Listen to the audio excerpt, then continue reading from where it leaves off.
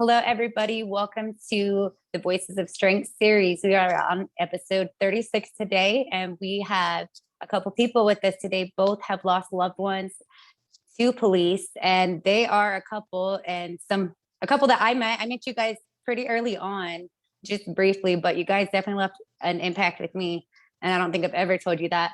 But if you guys would go ahead and introduce yourselves, your loved one, and where you guys are from also.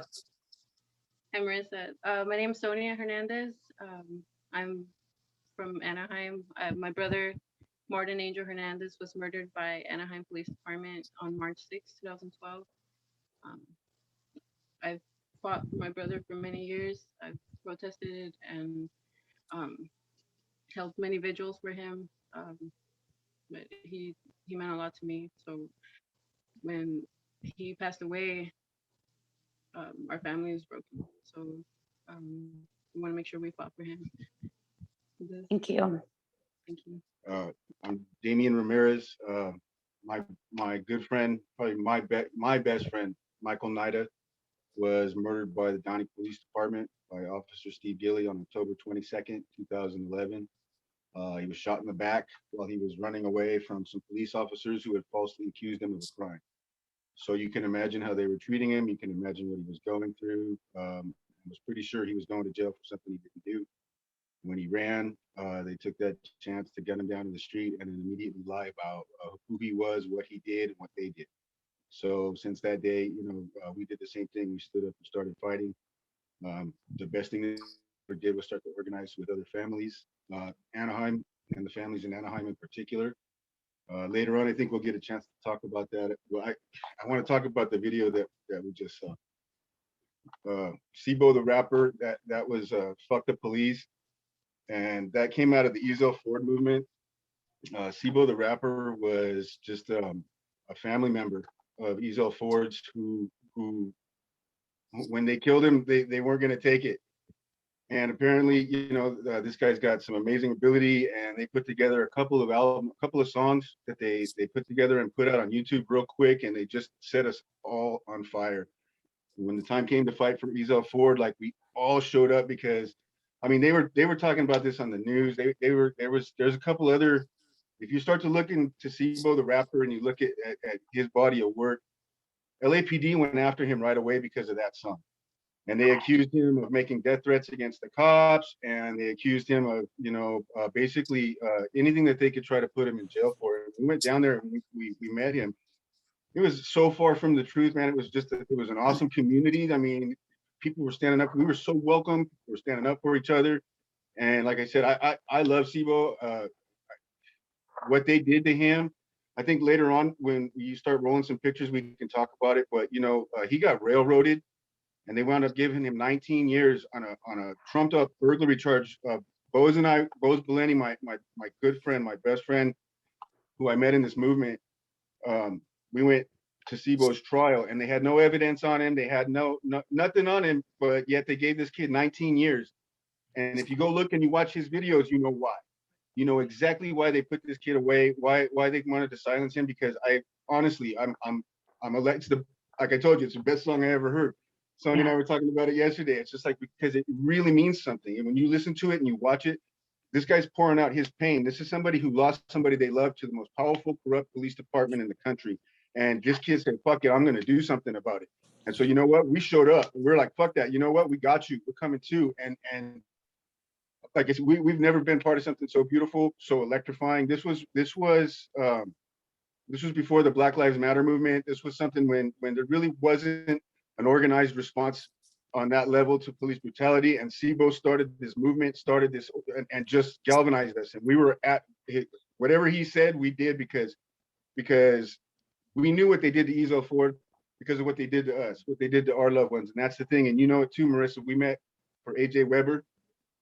We don't ever doubt someone else's narrative because it makes sense to us, because we know the truth about our loved ones. And when someone comes and starts to tell you the truth about their loved ones, it resonates. And that's why we got to stand up for each other. That's what made us, yesterday was our 9-year anniversary. We fell in love in the streets of Anaheim, fighting against the horrors that we've had to face, and you got to find people, you got to stand up for each other. Like again, Boaz Valenti, my best friend, my number one. Like he told me,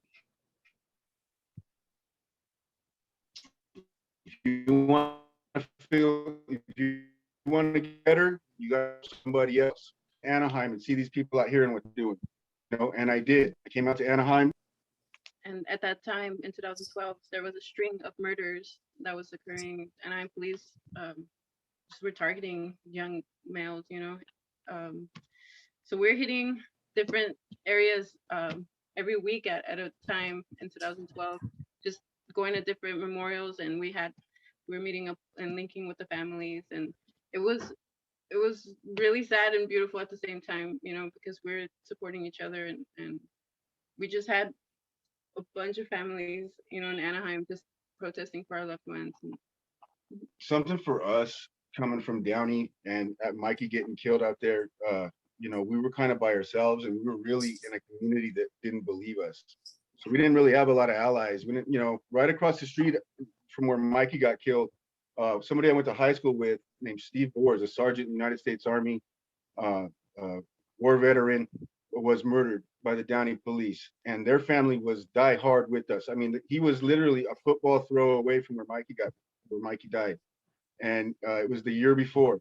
And so that family stood up with us, and then that little bit of solidarity that we had, it kept us going. And then when Boaz came to our first protest in January of 2012, and he told us, you know, he told me directly, you know, you need to come to Anaheim because there's a lot of people out there standing up for each other, and it's something you need to see, something you need to be a part of, you know. And I went out there, and he was absolutely right. You know, one of the things, like Sonia said, it was very, very sad, but beautiful, because all these families had lost somebody. And like I said, I have a list right here, you know, that I'll read in a minute, you know, of people who died since 2003 in Anaheim. It's crazy, you know, but these families were standing up for each other, and they were out there. And, you know, what you find out when you go to Anaheim is Anaheim's like any other, you know, semi-urban city. They've got, you know, neighborhoods. They've got, you know, neighborhoods that don't really get along with each other. But when their loved one gets killed, people start sticking up for each other, you know. And we've seen that as a universal truth. You know, people drop their shit when something like this happens, because when the real gang shows up and the real bad guys show up and they get away with murder and there ain't even no chance of nobody having justice, you know, you are alone.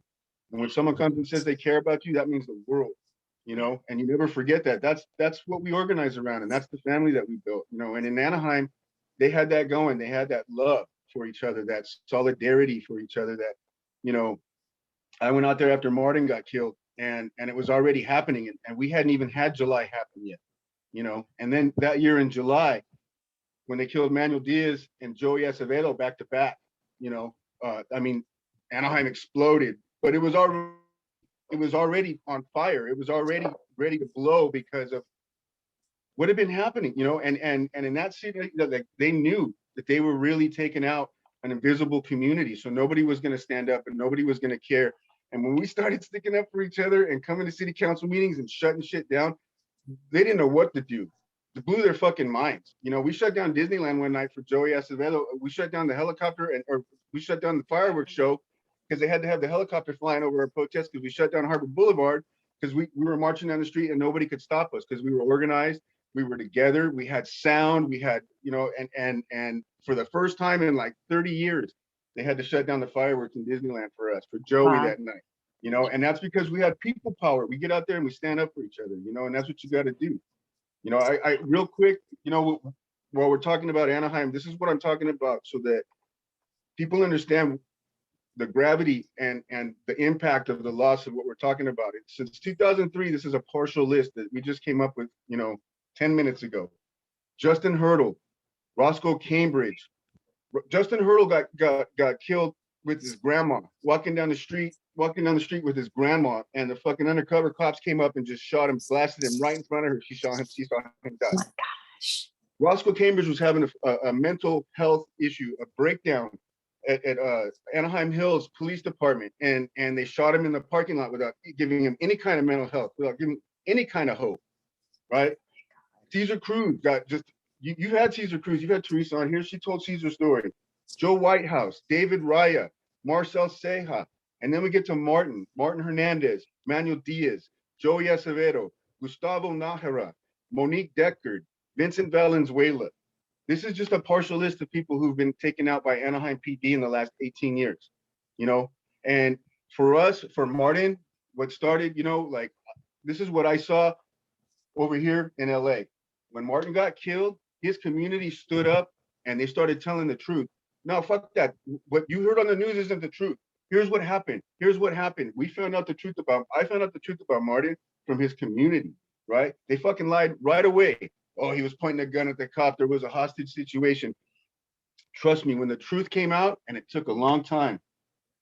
My brother was out with his girlfriend for most of the day. You know, my brother passed away at 9:45 at nighttime. He was out eating burritos with his girlfriend, you know, and he stopped a fight in an alley, and he was telling everybody to chill, you know, and within minutes, you know, within a couple of minutes, the cops were called, and they were right down the street. So everything happened so quick, so sudden, you know. So my brother, um, they heard cops coming, so everybody scattered, you know, and he called two officers that were just down the street as well. He told them to go to one end of the alley, and I go to this end by myself, you know. Dan Hurtado parked down the street. He got out of the alley with strapped with an AR-15. And yeah, so he was out in the shadows in the dark, you know. And my brother, he was running with everybody, and one kid, I guess, passed Hurtado in a bike. Dan Hurtado just let him go through him, I guess, and he spotted my brother, and I love my brother, and I spoke with him often, you know, and he told me that they were after him, you know, constantly, like they were on him every day, you know, and he just got out 3 months before, and so he was like fresh, yeah, because 3 days before my brother passed away, a lady, a good friend of mine, she said that Martin knocked at her door and was just sweating, you know, and he was like flustered, and he was almost in tears. And I know my brother never cries, you know, like he's so strong. Yeah. And for him to be fearful or just in distress, you know, alarming for me to hear. So she was like, he was in my bathroom, just, you know, washing his face. He was so stressed out, and I told him what's wrong. He's like, they're after me, you know. And then he dies 3 days after that. So it's just it was weird, you know. So well, and you know, when they killed him, the story that the newspaper told, that the OC Register told, was that, you know, Martin pointed a gun at the police officer, but everybody in the neighborhood saw Martin throw the gun over the wall and surrender. and if I can touch on that subject, my brother, you know, he just got back after, or he stopped the fight, Mm-hmm. and I'm guessing, you know, from alleged, you know, from people telling the story about my brother, um, he ran back. He took the gun away from a younger kid who shouldn't have had it, and He when the cops showed up, he knew what the situation was, and if he had the gun in his hand, he could have, you know, so he threw the gun over the wall. He's probably going to come back and pick it up later. Let's not lie, you know, but he was unarmed at the time. And like I said, that came out in the depositions for Martin's case, which never got to go to court, right? But that was what the community told us right away. And we, that he said dispensa. yeah, Spencer, and he had his hands up, and the trajectory of the bullets. And again, they eliminated that crime scene before anybody had a chance to investigate it. They tore down the walls, and they redeveloped that area. So nobody could really collect evidence. Yeah, and they knew what they were doing, and they knew who they were targeting, right? And so you know, we fast forward a couple of years later, and we're finally doing depositions for Martin's case, and they're finally interviewing the witness who was the alleged hostage. And they asked her point blank, "Did you see Martin with a gun?" And she said, "No, I did not. Did not have a gun in his hands." You know, and credible witness. Yeah. Yeah, she was Anaheim's alibi. She was their credible, their hostage. She straight up, you know, at the deposition for Martin's civil case, refuted, you know, the Anaheim Police Department's official narrative. And it's one of the reasons why we tell people, you know, You preserve that narrative as soon as you can. You go out there, you find out what the truth is. Yeah. You talk to eyewitnesses who won't talk to cops, because a lot of people won't talk to cops, and why the fuck should they? You know what I mean? So that they can get, you know what happened after Martin got murdered? Operation Halo came and they deported and they fucking arrested and they fucking scared everybody out of that neighborhood. And so nobody wanted to say shit about what they saw, but we heard from the people. They told us. And so, like I said, years later, when the depositions came out and the witness testified, it was exactly what they said it was, right? And Martin never got to have his day in court because of money and lawyers and a bunch of fucking bullshit, right? But the truth is the truth. We have the deposition. You know, Martin Hernandez was unarmed. He was executed by a police officer who was hunting him, saw his opportunity, murdered him in cold blood, and then reaped the rewards, was given medals and given promotions and given accolades, right? And Martin's family was just torn to fucking pieces, right, by this. And so, you know, like, one thing that's one story out of thousands, right? Thousands. And one of the things we've learned when we went, you know, Noel Aguilar is another story that, you know, is heartbreaking, but it's the same kind of story, right? We went out there, my mom, who, you know, my mom had a stroke last year, but everybody who knows my mom, you know, she used to be out there active. Anywhere she could go, she was meeting people and she was supporting people. And when Noel Aguilar got killed in Compton, she was there day one and she was listening to what people told her. And she took me and she said, let's go. And we had tacos. We went to the fundraisers and we listened to the story. And the community told us, okay, look, Noel didn't shoot that cop. That cop shot his partner. And then they shot Noel. And it was just too crazy. Gosh. Right? And then 6 months later, here comes a video that, and you can look it up on YouTube. And that's when, if anybody wants to see it, it's, you just Google or look up Noel Aguilar, LASD, on YouTube, and you can see his execution, and it's horrifying. It's exactly what they said. One sheriff shoots another with his gun, then they shoot Noel, and they try to plant a gun on him, right? He was just fighting two cops. You know, he didn't have to shoot nobody. That's disgusting. I want to say real quick, because there comes, you know, every so often there's these stories about the cop getting shot and later they come out friendly fire, that they shot each other, but they blame the victim that gets killed.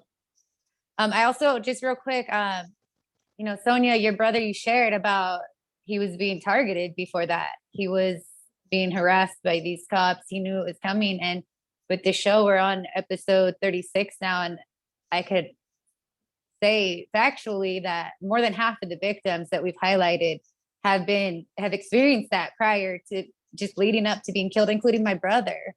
And people don't realize, like, this is real. This is real. Your brother wasn't going to go be scared like that for no reason, you know? And I honestly, I don't know, like, because our loved ones get killed, but now I believe, and some people have shared that their loved ones, I believe they tell them, like, what point did they tell them, like, how do they tell them we're going to kill you or what they're going to do, you know, prior? Because then later they know, and then they get killed. So obviously they're not fucking crazy and they weren't lying. Exactly. They told one of Martin's friends, they said, you tell Trips, right? He's not getting away from you next time. You know, and that's one of the things that we heard there, like, Oh, after the fact? yeah. Dan Hurtado came back to the neighborhood after it and harassed a 17-year-old kid at the park down the street.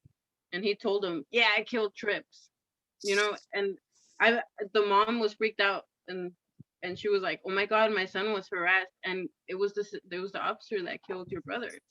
And he was boasting about murdering Martin, you know, and calling him Trips you know, and it's just extremely disrespectful, you know. When I hear that, it's just like, it you know, and he gets away, you know, scot-free. Well, he's banging through the community. One of the things that we heard about him, there used to be a website that was really cool called Rate My Cop, which I don't think you can even find anymore, right? But it was like, you could look up a cop's name, and then if you had a negative interaction with a cop or a positive one, you could go on here, like, Rate My Professor.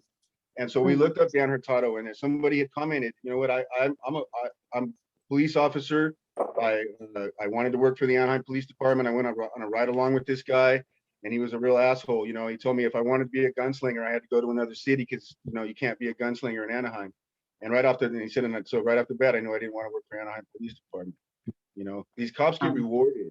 You know, this list that I read, you know, I can tell you, like here's one Gustavo Nájera, right? Gustavo Nájera was in a park at night after closing, right? And this officer, Herman Alvarez, who was incompetent, to say the least, right? Comes up on him in the park and sees Gustavo hanging around and, you know, being in the park after dark, whatever, it's America, you know, shines a light on him, has an interaction with him. Gustavo throws sand at the car and Alvarez shoots him in the face. Yeah, from his car, like a fucking drive-by, sticks his car out the window and fucking shoots, and it's on video. You can see the video. I had the privilege of working for an attorney for a while who was the only lawyer in the world that I really respect or admire, Arnaldo Casillas. And during that case, the Nájera case, the video was shown, and it's exactly like that. You know, Alvarez got his gun at the ready. Then he got scared. He had his gun out the window like this, and when the sand hit the windshield, he shot, like he flinched and shot. Gosh. In the face. He's a training officer now for the Anaheim Wow. Police. So this is what happens to these guys. They get promoted. Steve Gilly, the bully who killed my friend, they promoted him to detective after he killed my friend because the police chief informed me so eloquently that it was a lot cheaper to promote them than to fire them.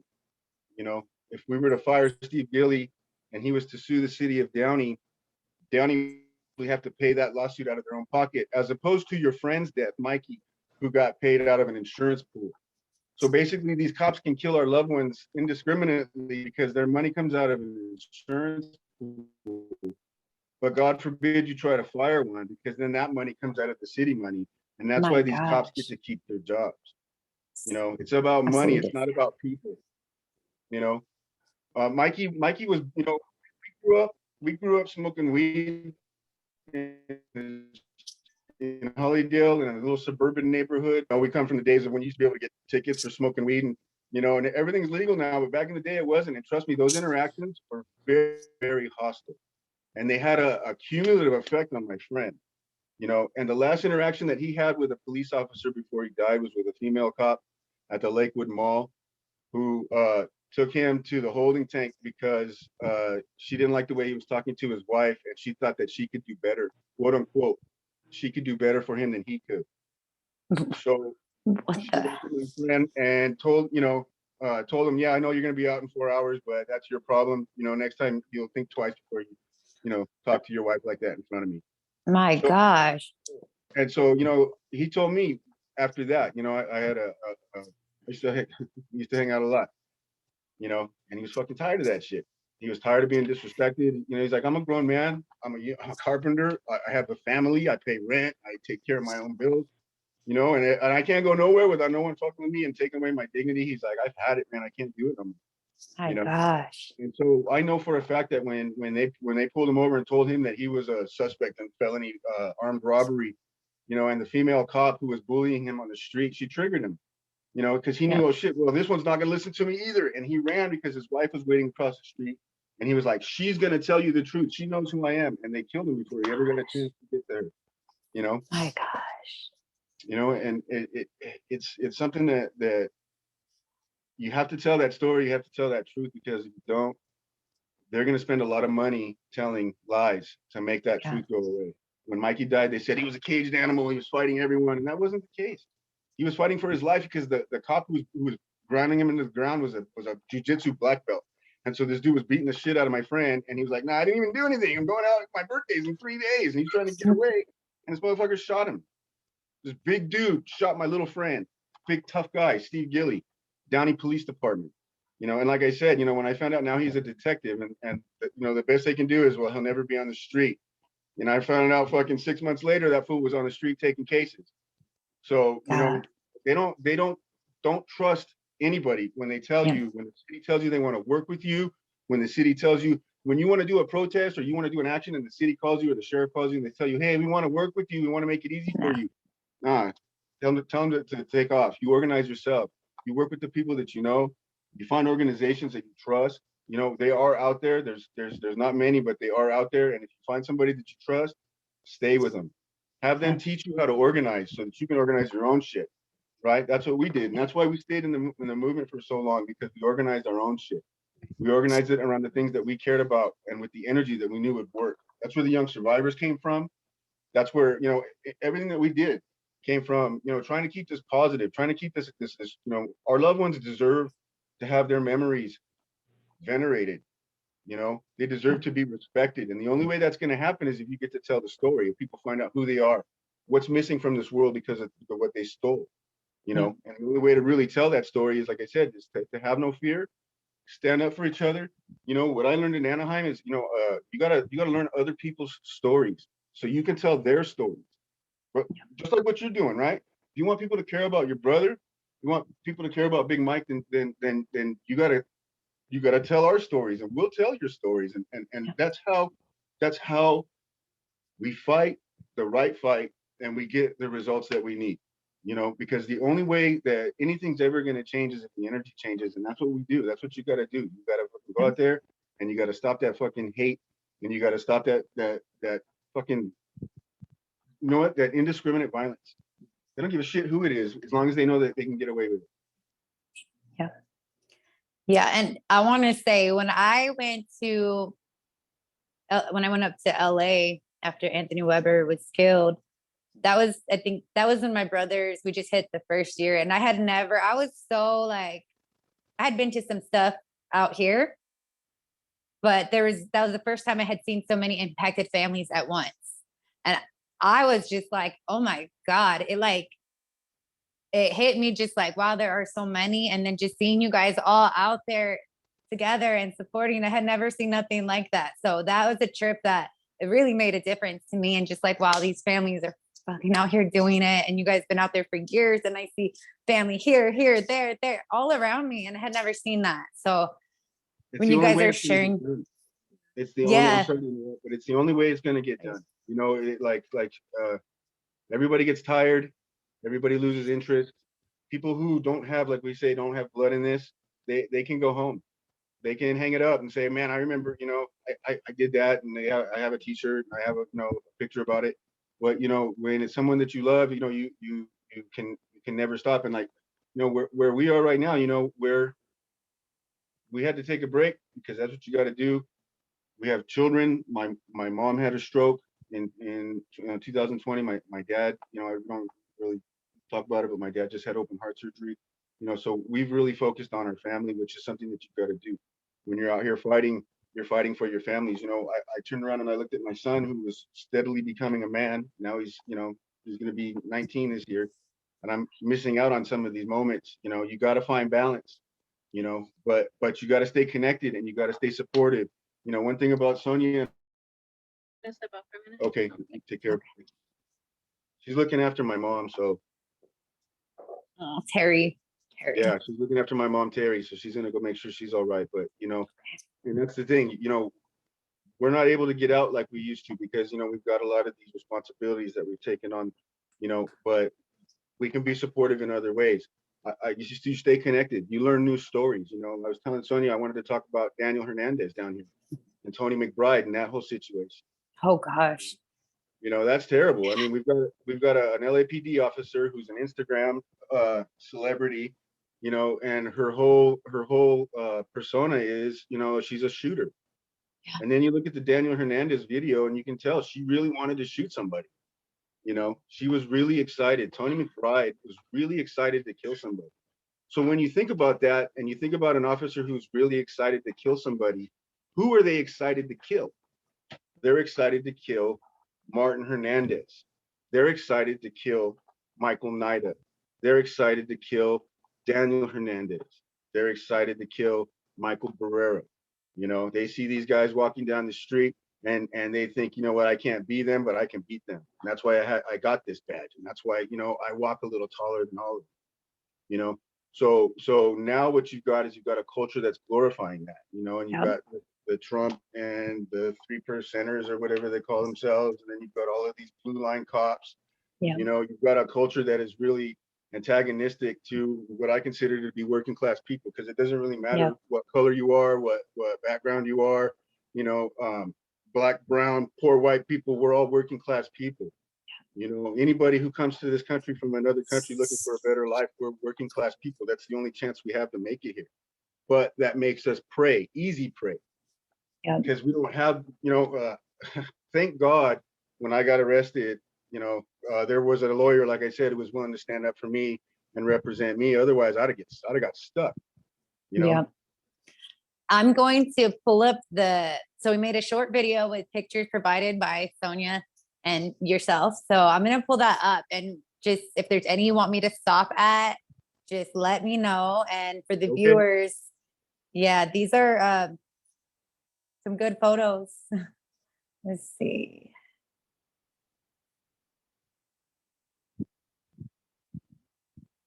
It's just going to play through a few seconds on each one. Okay. Yeah, that's, I know if Sonia was here, that's one of her favorite pictures of her and her brother. He was a father. And that was something that struck me about Martin is how much he loved his son. You know, the night he died, he had a toy in his pocket for his little boy. He loved his boy. He loved being a dad. You know, before I ever met Sonia, before I ever even knew, you know, how amazing she was, these pictures right here pulled me into the movement, pulled me into standing up for Martin, because I have a son, and I can't imagine, you know, the hell or the horror of having to think about your son being alone in this world. There's no way in hell Martin would have let anybody take him away from his son. That's why he gave up. And when they say that he surrendered, it made sense to me, because you know what? No matter what kind of, I've been in that shit. Trust me, I've been in that, and I gave up because I wanted to see my son. You know, so I knew Martin, and that's the thing is you know, that story they told was bullshit. And that was, you know, the sign that we put up in the neighborhood so that people would remember, you know, and that the cops that patrolled through would know, you know, that's me and my boy. That's Mikey right there. And that's every day back in the day. You know, we lost and then we won together. I'm going to pause right here. Yeah, that's him and his family. You know, this is right after he died. And it's one of the things that we, like I said, we organized as a family, right? Like, well, what are we going to do? And that was all we could do, you know, is organize around each other. We did so many car washes, and then we protested every day. It was every Saturday we were in Anaheim, and every Sunday we were in Downey. Every weekend we protested. Like, we carried that banner in the streets right there. I have that banner hanging up in our garage we used to live in when we tried to protest. That's my first protest. That's where, you know, I had an organization that came in, and you can stop this right here for a second just so I can talk about. That's all right. Yeah. No, it's good. Answer LA came in and they invited me to a protest that they were doing in Long Beach for a couple who their house was just, I mean, riddled with bullets, because she was a probation officer and he was a parolee, and they didn't like that. And so I went to this protest, and they were like, you know, come out here and see what we do and see if it's something that you want to do for your friends. So this was our first protest, and we started that group right there. Night is Right is, you know, that was all of Mikey's family, and that was the first incarnation of organization that we understood. You know, we organized around family, and we started the Night is Right is all about Mikey. And then, like I said, that's what we learned is, you know, as soon as we started standing up, all these other families, you know, wanted us to come out there and learn about their loved ones. And it became bigger than that, you know. But what I learned there is you organize around your people, you organize around your family and your good friends, and you make sure that you keep your people close, because in those first 3 years that we protested, I can't tell you how many kooks tried to come in and infiltrate and take over and shut things down. So you guys got to stay close to your people. But, you know, and I know the next picture's coming into the young survivors, which is, you know, where we wound up. This is for Noel Aguilar. This is what I was talking about. This is his protest in Compton, Long Beach. Started in Long Beach, ended up in Compton. He was killed by the Compton sheriffs, even though he lived in the Long Beach Police Department's jurisdiction. So it was a bully killing, you know. And like I said, this is one you can look up. This is the Noel Aguilar murder. And it's just horrifying. But at the same time, every single one of these people told the truth about him, you know. And then when the time came out to march, this was one of the most beautiful things we ever did, man. We marched right down the heart, you know, of Compton, California, to their front doorstep, and we shut down that whole city that day. you know, for Noel. And it was his community that did it. It was his people. He was loved, and it was a beautiful thing to see. Gosh, there's just, it's hard. Like, I mean, going back to even Mikey's, to see 2011 and everything on there, just the same that we're having to still say today, unarmed, innocent man. Well, and you know why? I mean, we have a theory as to why that is. You know, they put people in your movement to keep you going in circles. You know, this was Ezel Ford. This was what I'm talking about with SIBO. This night we marched 8 miles. We marched from 65th and Broadway all the way to the Staples Center and then back. And we were, you know, exhausted for about a week, but we marched all night. We marched through, you know, SIBO got up and told us through several different gang neighborhoods who all put their shit to the side that night to let us march, to let us peacefully march through their neighborhoods. Then they got out and marched with us. I mean, you could see the cops behind us. We shut the streets down, and you know what? We did that. We did that. We didn't ask no permission. We didn't call the LAPD and say, hey, we're going to do this. We challenged them through our peaceful power, right, to keep up with us. And we did 8 miles that night. And look at Sonia's. Look at her. That ferocity, that's my queen right there. I love it. I love it. You guys, I mean, it's obvious, but I just got to say, you guys, amazing sister and friend. Like, it just makes, I can't tell you how many times I got like the chills from you guys talking and goosebumps and stuff. It's just, we need to see this more. Good people standing up for their people. That was that same night, you know. That's my boy Corey Bird. That's Michael's cousin. This is the three amigos. When we started protesting, it was really us three every day, riding around in my car, keeping each other inspired, keeping each other moving, you know. And Corey was Michael's cousin, and he did those 8 miles that night. You can see, I mean, he's done pretty good. But back then he was pushing about 350, and he did 8 miles like nothing. Wow. That's Corey Bird, man. That's my boy, right? Sonia knows. Yeah. We love Corey. Yeah. That's dope. Okay, let's see. There's a couple more pictures coming up. So okay, this is the one. This is that night when we were just, I think, getting ready to march, or maybe this was when we had gotten back. That's SIBO right there, setting up. He's getting ready to address the crowd. Like I said, I can't say enough good things about this guy. You know, somebody who does what I do, and I organize my community when Mikey died, and I go out there and try to help other people organize theirs. When we came out here, they were organized. They didn't need our help. They needed our backup. They needed our voices and our bodies, but they had their shit together. That night they ran the show. They kept everybody safe. And you know what I loved is when we got back that night, and it was probably 2, 3 in the morning, and LAPD's ready now. They're like, okay, you're tired. You did 8 miles, and now you all got to get back to your cars. This is where we pick you off.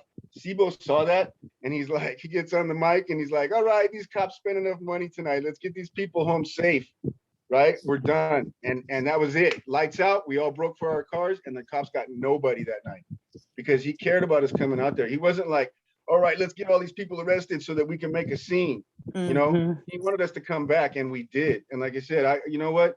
I know I pray to God that I think he's close to getting out. I pray that he's close to being free again.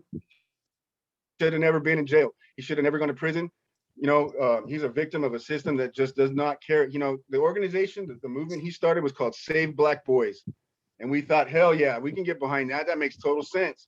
You know, and that was what he was all about. You know, and they put him behind bars so that movement would go away, and they could replace it with something that don't mean nothing and keeps you going in circles so nothing gets done. Yep. My gosh. Okay, I know there's some interesting ones coming up, so. Okay. Yeah, I want to talk about this one. Okay. Antoine Hunter was executed by the Compton sheriffs, right? He was going to a candlelight vigil for another friend of his that was murdered, right? Sheriffs rolled up behind him in an unmarked police car and started chasing him through the neighborhoods of Compton, right? The streets of Compton. And they didn't identify themselves as police officers. He thought he was being chased.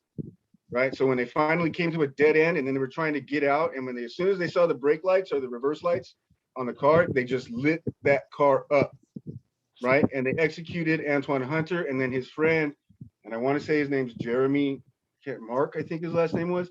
They charged him with Antoine's murder. So they admitted that Antoine was murdered, but they charged his friend with it for driving the car instead of the cops who executed him, even though he was unarmed and innocent. So we were at a protest for Antoine, right? And we're just about to wrap up. We had a great day. The cops were harassing us. They were watching us all day. We're always nervous when we go to Compton because the sheriffs there are corrupt as hell. The community is beautiful. The neighborhood's got our back because they know what we're doing and they understand it. But the sheriffs there are fucking horrifying, right? So we were always watching our back. But as we're getting ready to set up, we see a car blow through the intersection with, 4 knuckleheads in it, and they blow right by us and then into an alley, like seriously 20 feet away from us. And then here comes 6 sheriff cruisers behind them. Boom, boom, boom. And as we're turning around, trying to see what the hell's going on, we hear shots. Seriously, 50 feet away from us. So we go running to see, and what we saw was their car with bullet holes in the back of it, right? The kids were gone. Everybody's coming out of their houses now, and they're like, and the cops are like, what the, he's scared shitless. They're already trying to comfort this guy and get his story straight, and so we said, fuck it, we had the mic, we had the baby, we started telling people, come out of your houses, you know what's going on. They just tried to shoot your fucking kids, and so people started coming out. We started having this, I mean, it was getting heavy, and one of the deputy sheriffs, one of the Compton deputy sheriffs, Deputy Perry, assaulted my good friend, my brother Bose Beleni, and charged him with assault on a police officer. So they shut that protest down. They shut that burgeoning resistance down by arresting the guy with the sound and then charging him with assault on a police officer, saying that he slapped his hand away when he was trying to take his mask off or something like that. Yeah. And Bose Beleni is a victim of police brutality in Anaheim. The only reason that the Anaheim police couldn't kill Bose Beleni is because Bose Beleni is tougher than nails and he can take a beating. But you can look up his case, right? He was chased through the streets of Anaheim. They crashed into his car. They pulled him out of his car with a broken shoulder and beat the shit out of him in the middle of the street. And like Kelly Thomas, and you look at pictures of Bose Beleni next to pictures of Kelly, it's the same beating, right? But Bose lived. He's the guy who came to me and told me, you know what, you need to come to Anaheim. He's our survivor. He's our angel. He made it. He lived. And now what he does, he goes around there and he fights the fight. And so they tried to take him out of the game. We showed up in court. We testified. We stood up. That was a good day. I was a witness for the defense, and because I saw everything, Yeah. And we testified, and we made sure that the truth got told, and enough people told the truth with the consistency that it had to be told, and we got a not guilty verdict. So this is us in front of the Compton courthouse on the day that the jury pronounced Bose Beleni not guilty, and then the jury walked out and gave us a standing ovation for fighting police brutality. Wow. That's, crazy shit, crazy story, but like you said, that's your survivor. Like, I have been coming across more survivors from this show, and it's a whole different trauma, and it's a whole different, they're the ones who lived through what our loved ones didn't. So I hold them very, very close, the ones I come across. And you've got to be triggered again. There's a young man named Lamar Moore who was beaten by a police officer on video that kind of made the rounds a couple years ago. Well, that officer who beat that kid was the same officer who beat Bose. So when that video came out, what do you think? He's the same guy who almost murdered him trying to kill another kid. That's the thing, is that, the least we could do for these families is make sure that these cops have to find other jobs. It's the least we could do. Mm-hmm. There's my beautiful mom.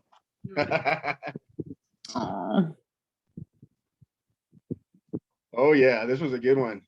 This is Resida. This is our protest for Javier Arrezola. And we learned some valuable lessons at this protest. We learned pretty early to take the street because it's safe, right? If you have a protest and then turning into a march, you know, we take one lane of traffic. We make sure that we've got people working security, keeping eyes on traffic, but we also keep a lane flow so that we're not shutting anything down because we have somewhere to go. We have a message to deliver. That's the way it was this day. We were marching down, I can't even remember the street. It was in Van Nuys, or it was in the Valley. And we had a lane of traffic that we were in. And you can see some of the pictures. The cops, Genevieve, rest in peace, you know, that day they were trying to run her. They were literally trying to run their cop car into her every 30 feet. I was marching right next to Genevieve before that, and I saw them. Their cop cars were like literally a couple feet right behind them. My gosh. You know, and it was terrifying because Genevieve, she's, you know, she's a mom, and you want to make sure that you protect, you know, like the older families and stuff. So she was, I mean, she's very strong-willed. So she was marching right there on the street, and then a couple minutes after, I was right next to Damion, and we were just marching with the crowd. And you weren't in the front; you were like practically in the middle. I was talking to a kid. What had happened was we had our lane of traffic, right? And the LAPD was constantly trying to push us onto the sidewalk. Now, the reason that we don't take the sidewalks is if you have 200 people on a sidewalk and you've got strollers and wheelchairs, it can create a crushing hazard. It can create a trampling hazard. Not to mention, you know, you don't see who's driving by, and it makes it a lot easier for people to target you when you're on the sidewalk. So if you take a lane of traffic and you're smart about it, it's actually a lot safer, right? So that was what we were trying to do. They kept pushing us onto the sidewalk. Finally, watch commander gets out of the car and comes up and as you know, who's leading the protest? Who's leading the protest? Who's the leader? And everybody, you know, kind of points their fingers, and so this dude comes up and talks to me, which I was not leading this protest. I was just maybe the tallest guy at the protest, but I was not leading this protest. The watch commander comes up to me and tells me, "You guys got to get out of the street and stay on the sidewalk." Okay, now, like I said, that's totally impractical and unrealistic. So what we learned a long time ago is that the crosswalks are our best friends. So we took 250, 300 people and we put them into the crosswalks, and we just crossed the street in a circle. And the LAPD must have gotten orders at their pregame to follow us, right? You just follow those guys, whatever they do. So as we were going through the crosswalks, there was two LAPD cruisers in the center of the fucking intersection just doing donuts. Following, it was like the Blues Brothers. They were just, and it was like chaos, and they were just so pissed They were because really mad. now because we're pedestrians and we're crossing on a green light, but there's 200 of us.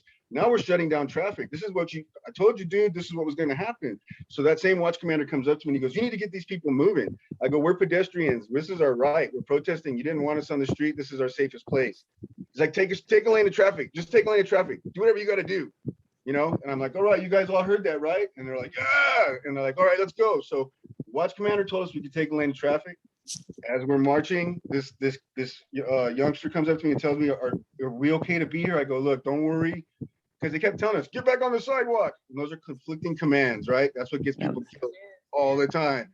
So the kid tell me, "Should we get back on the sidewalk?" And I go, "Don't worry about it. The watch commander just told me we're good. Stay where you're at. Keep moving." And as soon as they heard me tell this kid to disobey the cop, we were done. They had two little female officers. They brought up these two female officers to arrest me because I think they thought they knew something about me. And then as you were being arrested, I was standing next to him, and I was like, "Wait, no," you know, I was trying to tell him like not to arrest Damion, and I had this officer. I'm not sure. No, he's not there, but he's on video. In the video, you can see him clearly. He scratched my arm. First of all, he made me do like a whole turnaround. Yeah. Because I was like freaking out because I didn't want to do Damion. And the cop was pushing me and scratched me, and I was like, I don't know if they were trying to make Damion like lose it. They were, look at what they wanted to do, because at that point, like as I'm being arrested, and all this is in the video, you can see the video, it's out there. But while I'm being arrested, my mom, Sonia, and another good friend of ours, Corey Klein, they were all kind of standing on the line right there next to me, making sure I was safe. And this officer had his baton out along his forearm and was just shivving, like just forearming my mom and Sonia and Corey. And so what they were trying to do was get me to snap. They put the two smallest people they could find on me. And their hands, the officers, the female officers, the women, their hands were shaking, right? I could feel their hands. It was fucking horrifying, because this is how people get killed, right? So I'm sitting there and I'm telling them, look, can you get this guy out of here? He's making things worse. To their credit, they got him out of there, right? I told the officers, I said, look, I'm good. I'm not going to do anything. You guys can calm down. I'm not going to, right? Look, just take me out of here. And this right here is, if you can see my head's turned, because I'm telling everybody, just keep marching. Just get to, because they were going to Javier Arrizola's memorial, to the apartment complex where he was murdered, tased to death, and then they called it a cardiac event. Yeah. You know, they were on their way somewhere to show their respect. And so we told them, go finish the march. And then they took me to, Van Nuys, and they tried to charge me, and come to find out, there was video and there was testimony. And so it was a big old chingazo that they couldn't do anything about. And again, Arnaldo Casillas represented me for free, because that's the kind of dude he is, and he knew that it was bullshit charges, and he made sure that I kept protesting. In fact, the next week we were in Pomona marching for Andres Avila, who was killed in his car by the Pomona PD while he was sleeping. Gosh, so many. And you guys shared that there's that time frame too, when bam, just so many.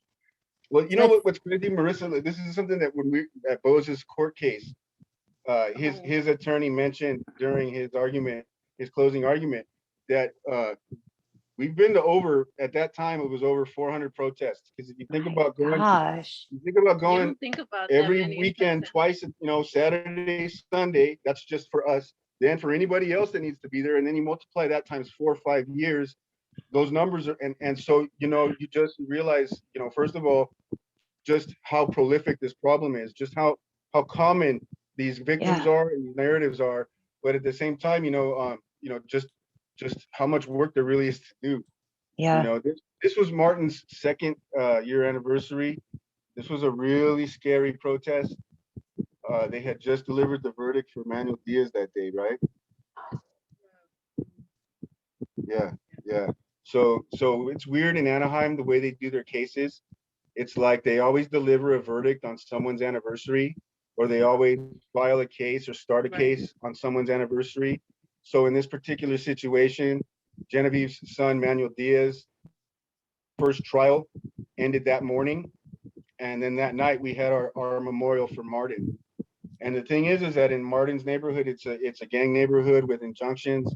So there was a lot of people who were being intimidated out of coming to this protest, and so we went to city council, and Sonia gave one of the most heartfelt pleas I've ever heard, to leave us alone, like on this night, just leave us alone, keep the cops out of the neighborhood, and so. Because we have a lot of kids from the neighborhood that looked up to my brother. My brother loved to play football with these kids. Like he was a real community member, and to anybody who didn't know Martin, he was a little scary, like he looked intimidating, but you get, as soon as you talk to him, everything goes out the window. He's a sweetheart, and he loves kids. Look at him right there. Like and his son CJ, he was 3 years old when his dad passed away, and CJ, I talk to him every now and then. He's a spitting image of Martin, and he always asks questions about his dad, and he was at this protest. Yeah, CJ was. He spoke for his dad at this protest. And he loves his dad. This was so beautiful, and this was again, 2 years later. It was also an opportunity. We collected even more narratives that night. People who weren't in town, people who were locked up, people who, and then they get out and they're like, oh, you know what? We learned more about what happened with Martin, about the timeline with Martin, because when you go out there and you let a community know that this person had gravity, they hadn't, their loss was an impact, people start to think, maybe I should say something. Maybe I should say what I saw. Maybe I should, and we've had a couple different people have witnesses come forward because of the fact that they protested. And that's a great video. If you find it, it's on In League Press. You can look up Martin's second year protest, and it was a beautiful one. Okay, I'm gonna look it up and I could link it too. And then this is the final picture. So it's my favorite. My favorite. That's Thank you. Noel Aguilar, Yeah, right? that's Noel Aguilar. That's the Compton protest that we went to. That was the one that we had earlier, where you saw for Noel Aguilar, his whole family come out. And this is when we got to the Compton Sheriff's Department and their station. And you know, they were out there. You can see they were all out there.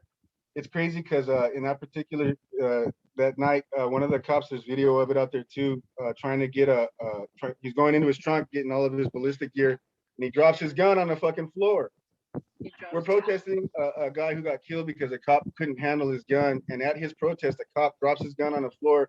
It's on video, and it's horrifying. And my son was seriously like 100 feet away from that. He saw My it. gosh. And then one of the other cool moments here, right? Other than this is, like I said, this is my queen right here. This is Sonia. She, you know what? She's gonna spend every chance that she gets letting them know who they stole from her. Yep. You know. And so, but remember the Cowboys came to our protest. The Compton Cowboys came to our protest. There's a group of residents in Compton who they ride horses. They're the Compton Cowboys, and when they saw all these cops, they came to our protest to help lead us to safety. They were like, you know what? If you guys need help, we're here to get you out of here. And we're like, no, That's cool, we got this. And so then they just stuck around and watched. And this was an amazing day. Like I said, you know, what happens with us, you fall in love with communities. And I fell in love with Noel's community, with his friends and his family. Gosh, they fed us after Oh my, the yeah, protest. after this, we all went back and had carne asada and all kinds of crazy. Oh my gosh. They had a lot. Yeah. Oh, it was great. Yep. That's dope. And it just really shows, just with every, you know, you guys got welcome, you guys got fed. Like, these are good. I keep telling people, these are good people. Like, people that are being murdered, they're good families that are being fucked with and hunted and murdered, literally. I love the pictures. That's the most, you know Thank what? you. And honestly, that's the truth though, right? It's like when you go into every single one of the communities and you break bread with these families, you know, you find out that they're just like us, you know. And honestly, the young survivors, one of the things that we found that gave us a lot of strength was our potlucks, right? So, you know, we figured out, hey, we all like protesting together. We show up for each other. I bet if we all had a potluck, we'd all show up. And sure shit, you know what? We had one at the beach, and then we just started having them at different parks where all the family could get together. They could eat, they could break bread, maybe have a couple beers, maybe do what you got to do, you know, have a good time and be real. Because that's the thing, is like, you know what I've learned in this movement is you see these fake motherfuckers come in with their college degrees and their fucking and their paint jobs, and they make you think that they're down for you or they're here to fight for your loved one. They have no fucking clue who you are or what you're about.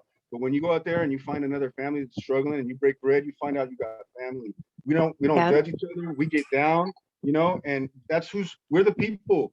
We're the people of the earth. We're the people suffering. We're the people who are being victimized. They're the fucking oppressors. Everywhere you go, we got to click up because they do. Yeah, I mean, you're getting into a topic too that is, you know, it's very important.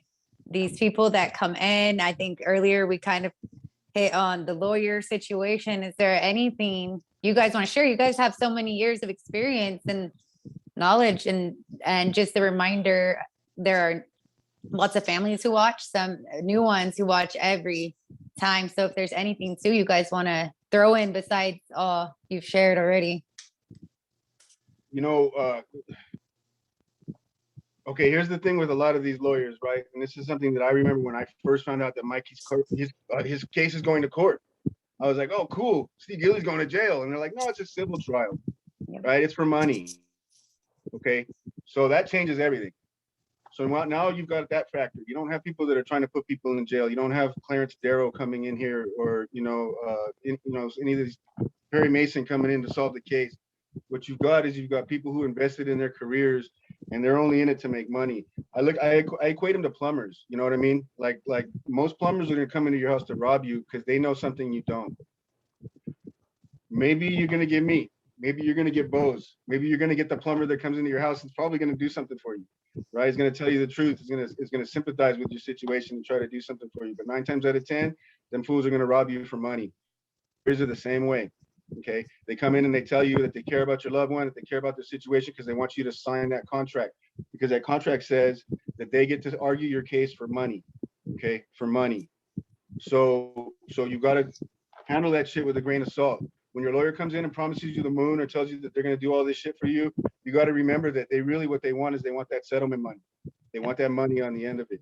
Okay, and it's an unfortunate fact, but they're everywhere, and they're gonna come in and they're gonna talk like you. They're gonna take you out to dinner and tell you, "Hey, I was in the gang too, and oh man, you know what? You're Mexican, I'm Mexican too. Oh fuck, we gotta let's go eat, right? And let's go." And they pull you in, and the next thing you know, they're settling your case without your permission. Next thing you know, they're tearing up your family, right? Over thousands of dollars, hundreds of thousands, maybe millions of dollars, right? They're coming in and they're finding the cracks in your family, and they're manipulating your brother against your sister. They're coming in and they're telling your parents to not to listen to their kids.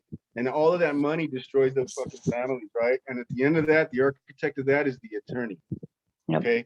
Very rarely will you find an attorney who's going to come in and give their own money, who's going to come in and invest their own time. You know, and like I said, I work for a guy who I love. Other people may have other opinions, but I saw him invest his own money. The time that I worked there, and he knows I'm a rattlesnake. I'll bite you, right? I've worked with other attorneys. I've worked with other pros.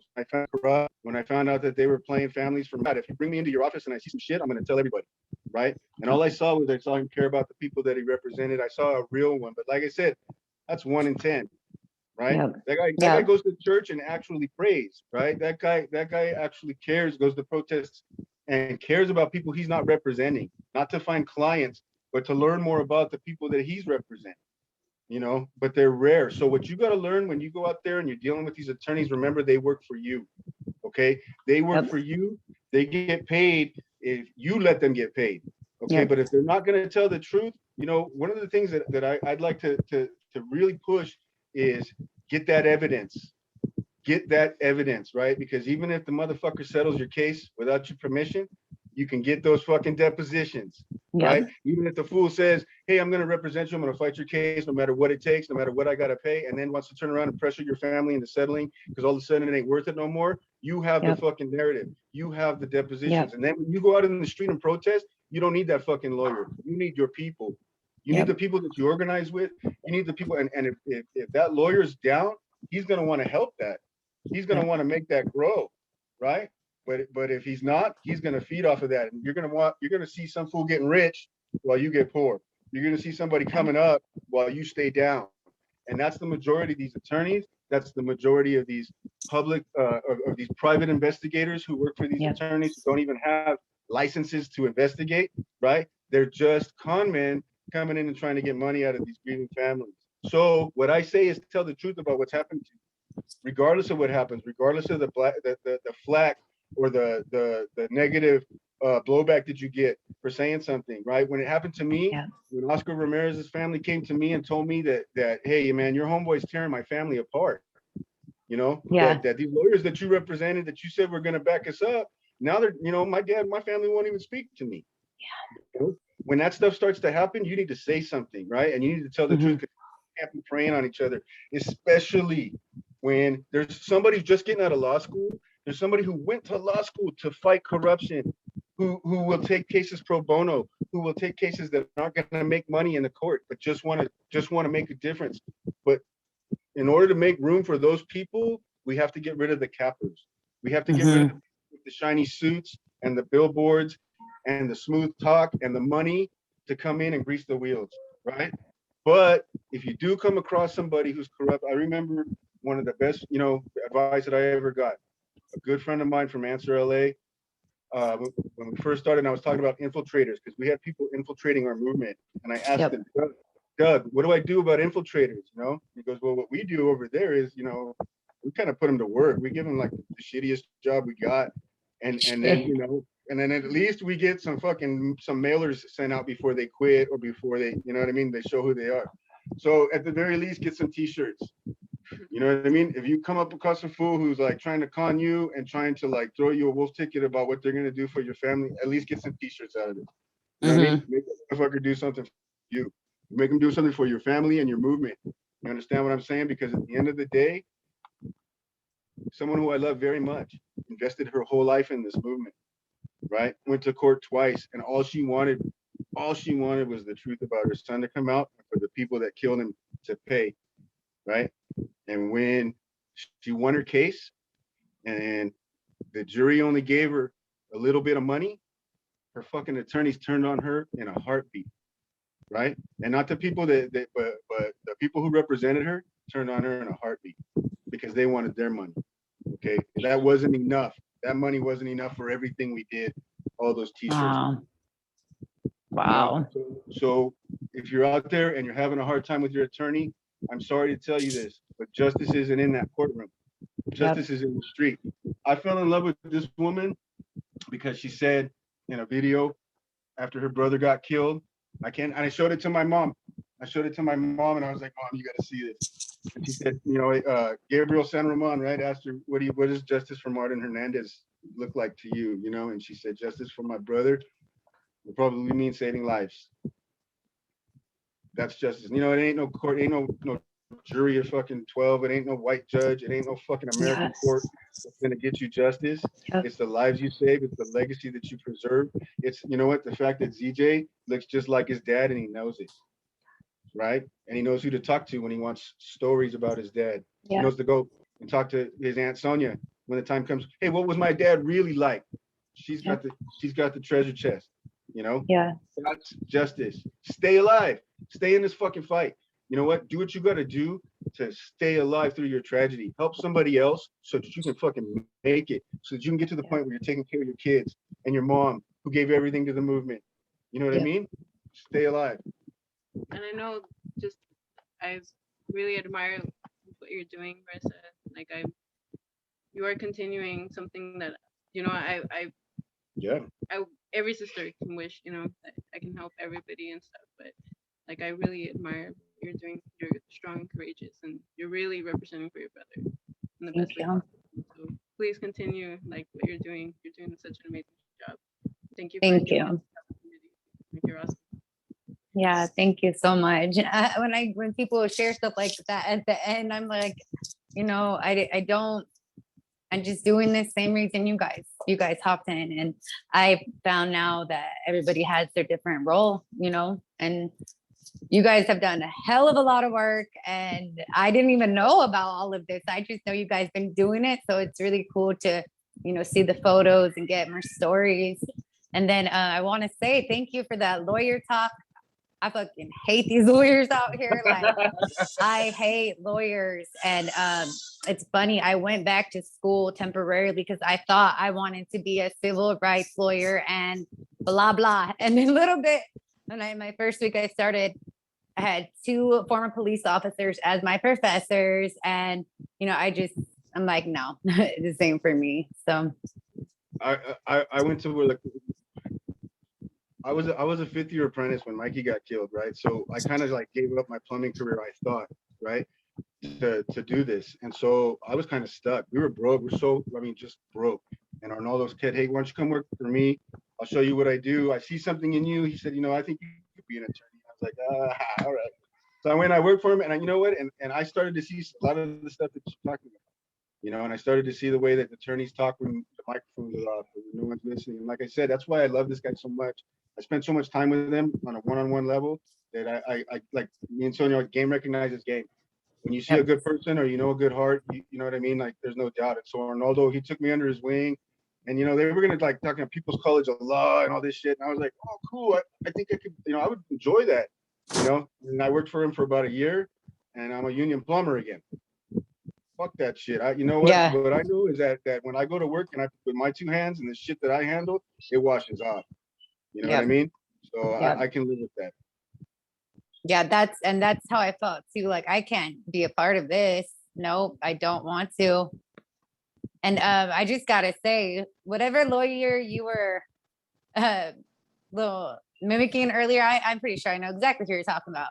You know, and it just, of course, they seen me before and try to, oh, Marissa knows all these families, So I had, That's how it started, Marissa. Let me tell you this, and this goes back to when Sonia and I first started, like just doing everything together, protesting together, living together, organizing together, right? They took Martin's case, and she's like, I haven't heard from my lawyers. I don't know what's going on, right? No, it was practically a whole year since Oh, well, I connected them to my mom. yeah, and it wasn't until they saw what we did for. And then they were like, "Whoa, young survivors!" Yeah. And they're like, "Hey." Well, when we saw the first it was the protest that we had for the first year, or when Manu got killed, and they saw us out there organizing with all these other With families, Genevieve. and when we had the uprising in Anaheim, and we were all out in the streets, and they saw us all connected, all of a sudden we get a phone call, and they're like, "Oh wow, after Martin got killed from March till July, she heard nothing."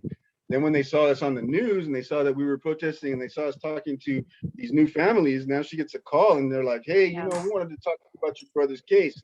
And we were like, "Let's see what these fools." Yeah, right. So we got in and we're like, "We'll see what these fools have to say," but you tell me to go when we're out of here. We went and listened to them, and they're like, "Oh yeah, you know what? I think your brother's got a chance." And meanwhile, they had done no investigating on his case. There was no physical evidence. There was no testimony yet, and they hadn't collected in 6 months. They hadn't collected shit. He told me to look. Yeah, they're like, they told Sonia, "Can you go find some witnesses?" And they're like, "You're the what investigator." the hell? Right. And so then at the end of the whole conversation, and then it turns to, "So I see you're friends with Genevieve Huizar," and and then it turns to that, and then they want to know, who do you know that we can represent? And once they started, and then they started climbing clients, right? And they start, and they just, and a really savvy legal professional can retire on 3 years of dirty work. 3 years of dirty work, and the money that they make off of those cases, they can buy a ranch in Mexico and never see nobody ever again, if that's what they wanted to do. Yeah. It's a whole sick, twisted piece of this puzzle. But you know what? Here's the thing: is you know what? That like this is the crucible, right? This is the like we can take it, because the love that we have, it lasts through all the fire and all the pain and all the betrayal and all of the starting over, right? Yeah. Because the love that we have, they could never understand because they didn't have it, right? You can cash a check and make it and forget about what you did. But Sonia will never forget her brother. Like I said, she's got ZJ who needs her to keep his memory alive. You know what I mean? So like for us, it isn't about, well, what can we get out of this?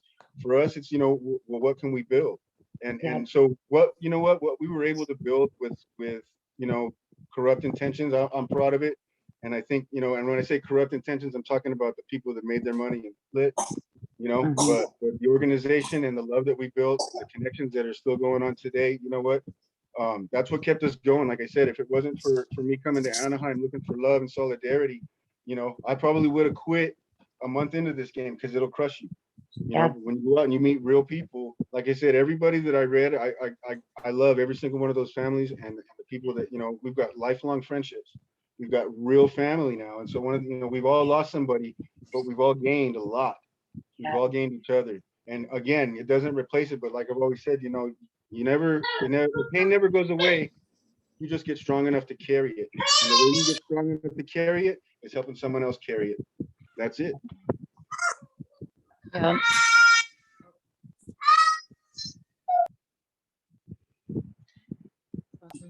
My little one just got hurt over here.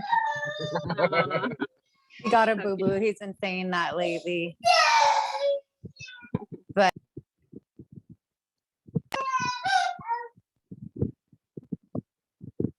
Uh-oh, can't hear you. okay. There you go. Okay, we're good. You're out, and thank you for sharing that too. That's something like, just, you guys been here a lot longer than me. It's 6 months, 5 months away from 5 years. And lawyer situations, everything you guys shared, I've experienced that, not doing the investigation even, and just all the bullshit. Once one of our lawyers hadn't heard from them in a very long time, and he's seen me doing a video that got shared a lot. And he called me, "Oh, I seen you." And I did not like that shit. I didn't like that. I'm like, that sounds like you're like being sleazy and snaky. I didn't like it. And we were not with him anymore. But Yeah, just Yeah, the don't be families. afraid to fire a lawyer that ain't representing you right. Because you know what, you may or may not win your case looking for somebody new, but if you got somebody you don't have good feelings about, that's a guarantee you're gonna lose. You know, and what we've learned about settlement attorneys, like you say, you know what happens is they'll take your case, they won't do any investigating because they know, okay, you know what, a police brutality case in Anaheim settles out at $40,000. That's a house payment for me. So I'll take that case. I won't represent. I won't do nothing. When the time comes to settle, they'll offer me money. I'll go tell the family it's the best I can do. They'll Yep. take it because they're poor, they're broke, they're struggling, they're hurt. You know what I mean? And I'll move on to the next one. And they just collect checks. It's like plumbers, right? You rob 5 families a day. You're going to Hawaii in a month. You understand how that Yep. works? Yeah. You know? And I actually just told a friend of mine, a newer family, similar thing. Like, you guys, the lawyer works for you. You know, you guys call them, be on their ass, fire them, look for someone else if you need to, if they're being sleazy or whatever Don't it be is. afraid to get a second opinion. Don't be Mhm. afraid to get a second opinion. Don't be afraid to talk to somebody else. Because what we learned is that they're going to sell you a whole line. And if you don't fact check, you'll never know. Right? I'm doing everything Yep. I can. And oh man, my pocket, I'm doing everything I can for you. And then you go to another lawyer and they're like, oh yeah, well, they did do this. Did they do that? Did they file this? Did they check that? And you're like, hell no. Okay, well, now I'm talking to this attorney. You know, it's get a second opinion. If you don't have the knowledge to make the decision, get a second opinion. And trust me, these lawyers love to share cases. You know what? That's a lawyer's dream, right? Is to have you call and go, hey, can you come in on this case? Because I get a piece of somebody else's work and I don't have to do shit. Yeah. Yep. You know, there's an attorney down here. All he does is argue cases, right? They do all the work and then they hire him because he speaks well. So you just go in and you argue the case, and you're making money hand over fist. And I trust me, I've seen the cars these guys drive. I've seen the money they have to throw away. That's your money. That's money coming. That's your blood money. That's money that comes from your families and everybody that struggles just like you. You know, we're not in this for money. Money ain't gonna do shit. Trust me. Everyone I've seen that gets money, they regret it because it fucks your life up. Because it makes you just like the people who oppressed you. It makes you just like the people who called the cops on your fucking loved ones. When you got enough money, you'll call the cop on somebody. You won't talk to him in person. So that money ain't gonna do shit for you. You want justice? Go get it. It's in the street waiting for you. You know, people are waiting for you to come out there and so they can back you up. But you got to have the fucking guts to do it. You got to show them you're down, right? If you don't fucking show them you're down, what the fuck? Why they got to even do anything for you, right? But if you're out there showing them what's up, then that's called inspiration, right? Then they're gonna get out there and go, like, hey, this fool's got nothing to lose. Let's get down with him. Let's get down with her. She loves her brother. I can't argue with that. He's from a different neighborhood, but you know what? Fuck, I like the way they get down. We're coming to your protest next week. Yep. Next thing you know, in front of APD, it's a fucking truce. There's all kinds of different neighborhoods standing in front of the APD, right? In a fucking truce, standing against the real fucking enemy. And that's the thing. Every time you get close to that, every time you get close to the truth, which is it's us, all of us, against all of them, that's when they get somebody to come in and chase your tail, and run around in circles and get distracted while they set themselves up in positions of power to betray you. And trust me, I got all the love in the world for the families that are standing up. And the only thing that's going to save every single one of them when they get betrayed is the fucking love they have for each other, because that's what saved us. So I love all of these families that are organizing. All the love in the world to Cesar Rodriguez and his family. You know what happened to Cesar? That was fucking horrifying. That was horrifying bullying, right? And his family standing up. And what I see is they're going out there and they're telling his fucking story to anyone that'll listen with no fear, with no fucking, with no slow, full fucking speed, and whoever will listen. That's what you do. And whether these fools are on your side or not, whether they've got your best interest or not, guess what? When you show up for a protest for Cesar Rodriguez, you're going to hear Cesar's fucking story. None of those other bullshit to the side that they want to take over. His family's solid, and they're going to stand up for their people. Yeah, I love that family. I first met them that same day, and then I got to meet them, see them for one of his Angel anniversaries when I was out there. Good family, another great family. And then it's like, you see the sisters, it's like us sisters having to be out here doing this. And I just recall when I first met you, Sonia, I was kind of just like, it was crazy to me being there, but yeah, I know you recognize me, and I hadn't really met you yet, but I know how it is now. We see other people, and I just remember you gave me just a big hug, and I'm like, I felt you. You're your sister. I just felt it, and Yeah, you feel yeah, that connection. Oh, yeah, yeah, yeah. I do. So I love meeting every sister in the struggle as well. I don't know if you've met Gada Murad. She's a Long Beach. She lost her brother in Long Beach, and Faraz Murad, that's another, you know what, if you could get her to tell his story, that's another yeah, story. I mean, horrifying. Long Beach Police Department is just as bad as Anaheim. They're just as corrupt. They're just as evil. They're just as murderous. And like I said, what happened to Faraz Murad, when you find out how easily that could have been prevented, yeah, how just with a little bit of common sense and a little less cops, how yeah, Faraz Murad might be fighting police brutality as a lawyer today. That's the type of kid he was, and that's the type of people that he's got on his side, you know. But that's what I mean. It comes from all kinds. And so you've got a very well-to-do debate club superstar and all of his friends, and they're protesting in the street with all of our friends. And that's how yeah, it doesn't matter where you come from. It doesn't matter what your background is. What's in your heart and what do you believe about what's happening right now? Because if you can get on the right side of history, we can all go together. You know, and it's yeah, like I've got the families in Bakersfield, they have my heart. You know, they organize, they stand up for each other. But I remember saying that out there one day, is that, you know, all it takes is for one of us to get through that fucking door, and then we all go through that fucking door. And that's what's happening right now, right? Things are going to change because we stay consistent and we stand up for each other. yeah, yeah. And I recently did become friends with Gada through just coming across her. I came across one of her videos that someone shared it, and I'm like, oh my gosh, felt it. So yeah. yeah, I actually definitely have been wanting to reach out to her. So thanks for the reminder. Yeah, Yeah. she's perfect.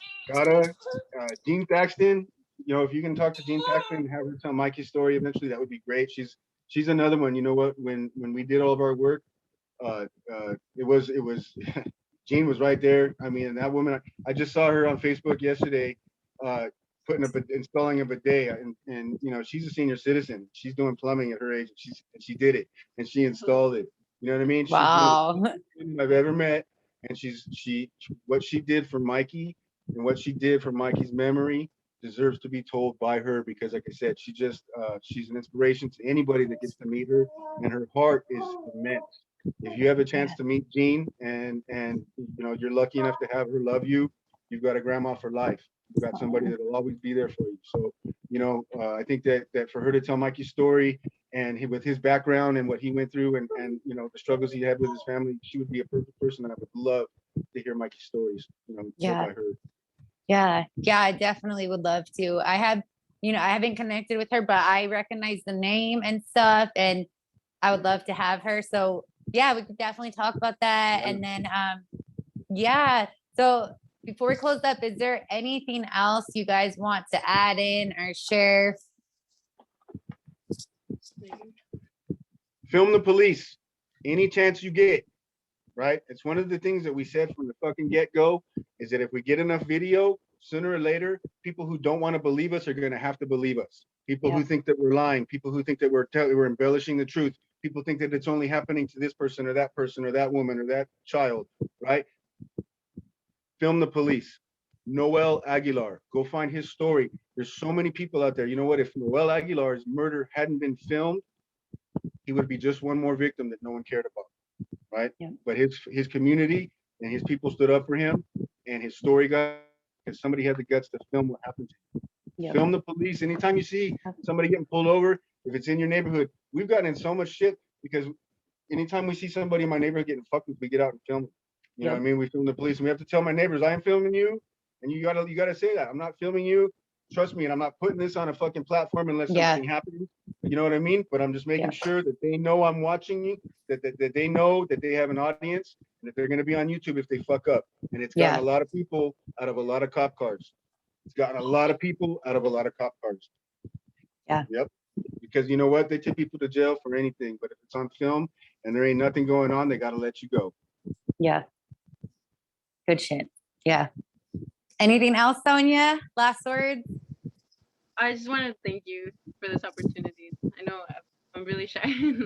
I know Damion, like, I'm speaking because he knows how to remember stuff. Yeah, no, it's good. You guys, I was so happy to have you guys on, and I know this is gonna make for a great show for other families and people to see a lot of good information in here and knowledge. I Thank keep you, saying the Melissa. families are the experts. The families are That's the right. experts. That's right. The sheriffs are flying over my house right now. Gosh, They used to do no that on a surprise. daily basis. All right. Thank you, Marissa. Thank Thank you you. so much. Okay, you guys take care, and thank you again for joining. All right. Of course. Thank you. Okay, bye Bye. guys. Bye.